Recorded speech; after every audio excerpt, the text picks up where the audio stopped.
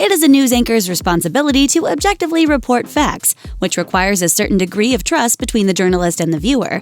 When that trust is broken, it can destroy the credibility of an entire organization. So it's no wonder that companies often take quick and permanent action when something goes wrong. Meanwhile, sometimes anchors can't succeed because the odds are stacked against them in the first place. Here's a look at what really destroyed these high-profile news anchors. Brian Williams. NBC nightly news anchor Brian Williams had the perfect blend of everyman likability and professional integrity.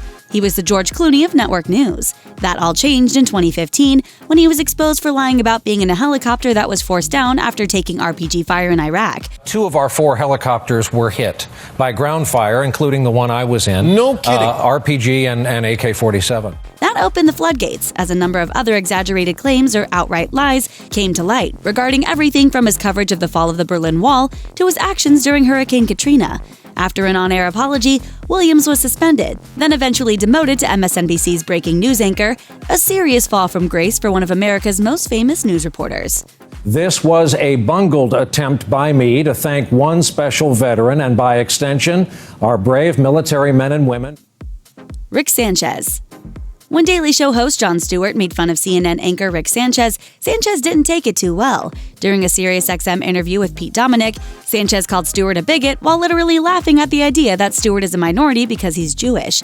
Sanchez said, "I'm telling you that everyone who runs CNN is a lot like Stewart, and a lot of people who run all the other networks are a lot like Stewart. And to imply that somehow the people in this country who are Jewish are an oppressed minority? Yeah, I can't see someone not getting a job these days because they're Jewish." CNN issued a terse statement. Rick Sanchez is no longer with the company. We thank Rick for his years of service and we wish him well. He's since found a new job working as a contributor to Fox News Latino. Dan Rather. In 2004, 60 Minutes producer Mary Mapes brought a story to then CBS evening news anchor Dan Rather about documents that suggested President George W. Bush may have received preferential treatment regarding his service in the Texas Air National Guard. However, after Rather aired the report, key sources recanted their statements to CBS News, forcing the network to issue an on-air retraction and apology. Since Rather was the face of the story, he took the brunt of the criticism. 2 months later, he resigned, claiming his decision was, quote, not influenced by the National Guard story. For his part, Rather still thinks they got the story right. You believe to this day those documents were genuine? I do. I believed at the time or I wouldn't put them on. I've believed ever since, and I believe it to this day. Keith Olbermann. After being canned from jobs at both ESPN and MSNBC, Keith Olbermann rebounded with another job at Current TV, run by former Vice President Al Gore. It seemed like a match made in heaven, except it turned out there's a reason Olbermann keeps parting ways with networks. Because according to Current TV, he's just super hard to work with.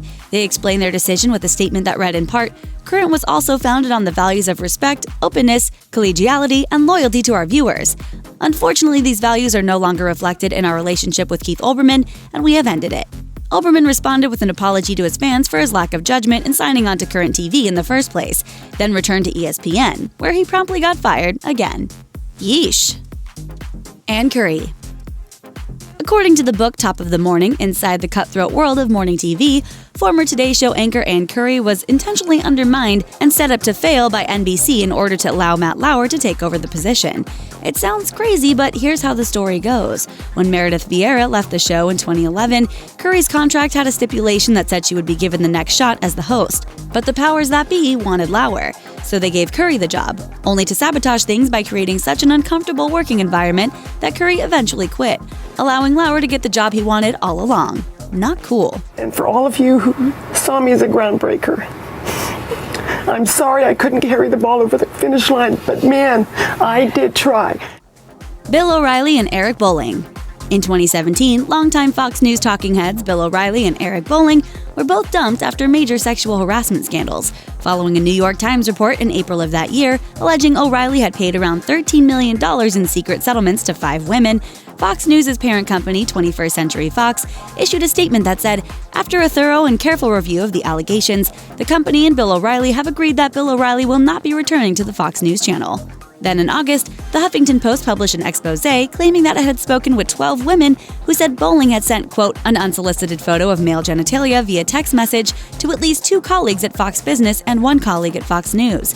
Bolling went on the counterattack, denying the allegations and suing Huffington Post reporter Yashar Ali. But after Fox News conducted their own internal investigation, Bolling was out on the street. Fox News issued a statement that said, in part, quote, "Bolling and Fox have agreed to part ways amicably. We thank Eric for his 10 years of service to our loyal viewers and wish him the best of luck." Which is probably not the kind of news either O'Reilly or Bolling wanted to break. Thanks for watching. Click the Nikki Swift icon to subscribe to our YouTube channel. Plus, check out all this cool stuff we know you'll love too.